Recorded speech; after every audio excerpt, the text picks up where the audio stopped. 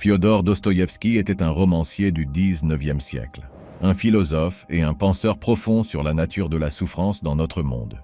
Il est considéré comme l'un des auteurs les plus influents de toute la littérature mondiale.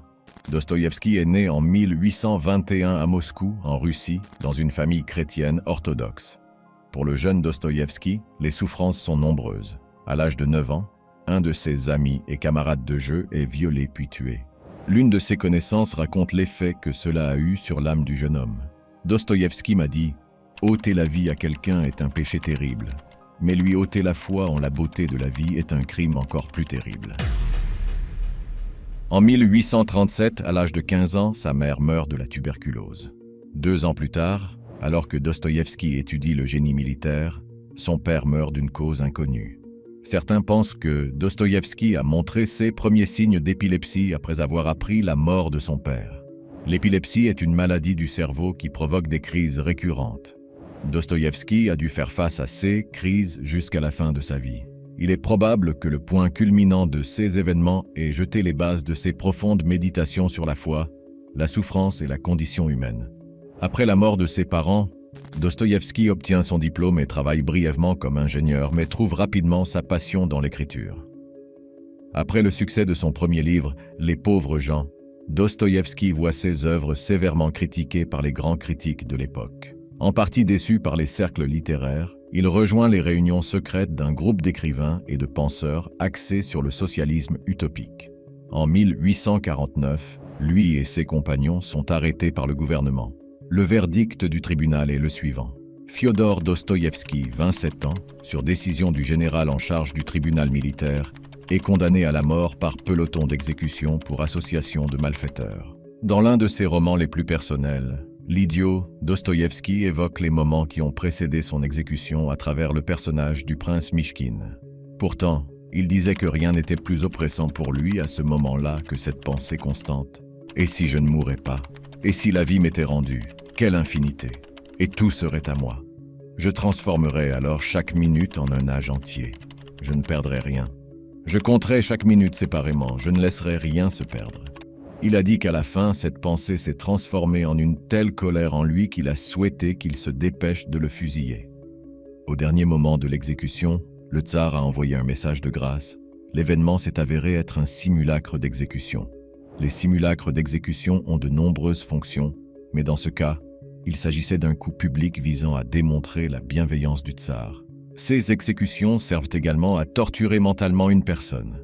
Les effets de cette torture conduisent souvent à des troubles mentaux. L'un des prisonniers qui faisait la queue avec Dostoïevski devient définitivement fou.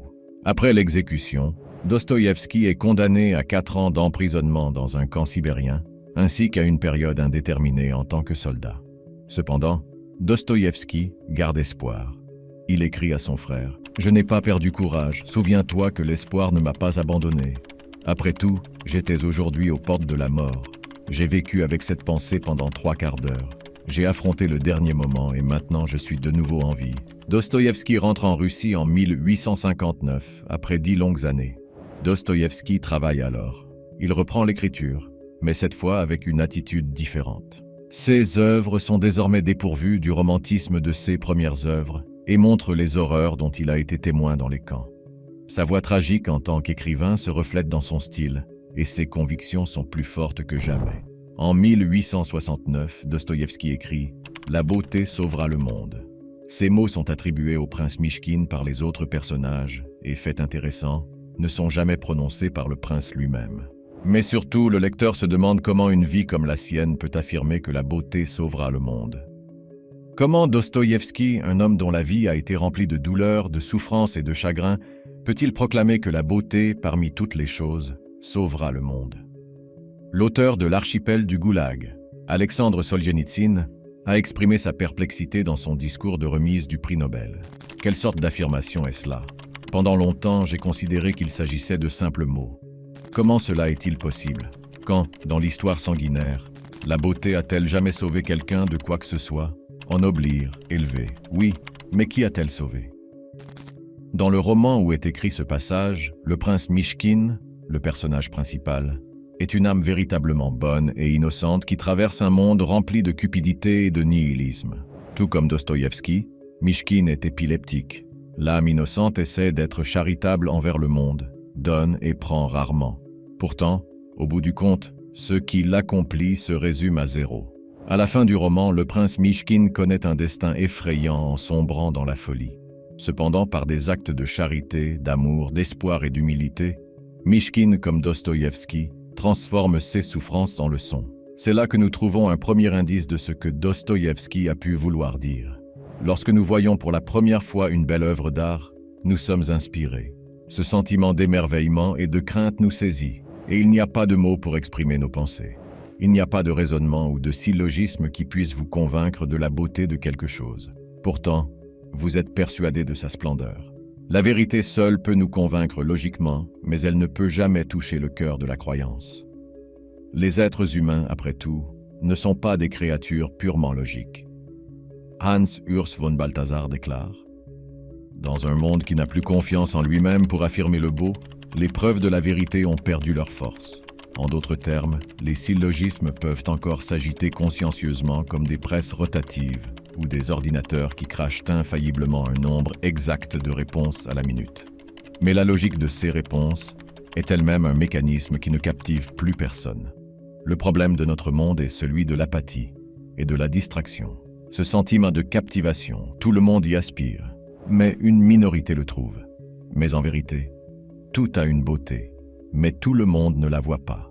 L'espoir, la foi, le doute, l'humilité, l'amour, la vie et la mort sont beaux.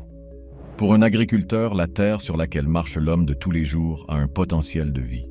Et pour Dostoïevski, cette même vie, cette même beauté se trouve peut-être dans le dépassement. Surmonter la souffrance pour faire du monde un bel endroit pour les générations suivantes. Comme l'exprime plus tard Alexandre Soljenitsyne dans son discours, dans ce cas, la remarque de Dostoïevski, « La beauté sauvera le monde », n'était pas une phrase irréfléchie, mais une prophétie.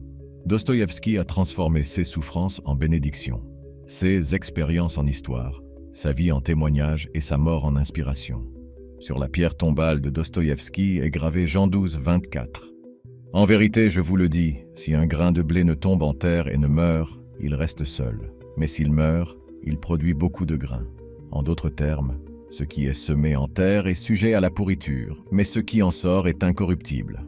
La beauté à elle seule ne sauvera peut-être pas le monde, mais elle peut être la première des nombreuses portes qui nous aident à maintenir un niveau d'espoir et d'optimisme dans le monde.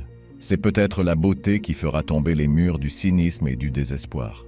Peut-être que, comme ce fut le cas pour Dostoïevski, la beauté doit être présente dans la vie avant toute chose. Il doit y avoir un feu qui reste allumé, et pas seulement par l'intellect.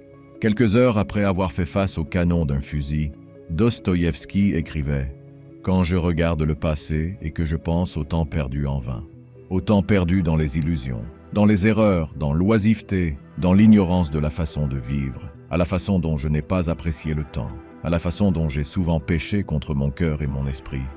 Mon cœur saigne. La vie est un cadeau. La vie est le bonheur. La beauté sauvera le monde. » Fyodor Dostoïevski. Merci d'être resté ici. N'hésite pas à cliquer sur l'une des vidéos à l'écran pour plus de contenu similaire. Et je te revois là-bas.